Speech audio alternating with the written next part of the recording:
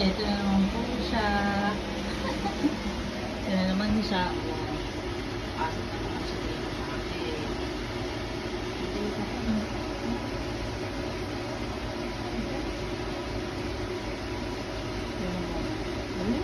Nahiya na naman ako. Ayan na naman siya. Ayan na. Gusto magkipicturean siya.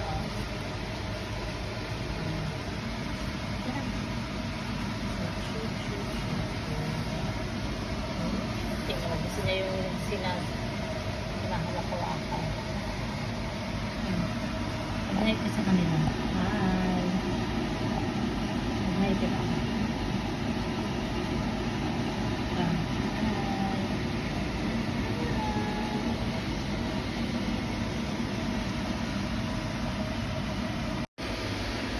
Dito ka sa alaga mo na kung magluluto ako, nakabuntot sa akin, nakasunod.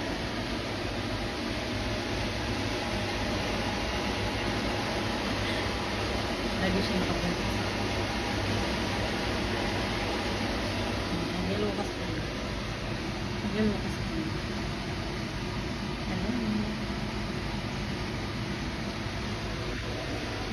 Lagi siyang nakabuntot sa akin.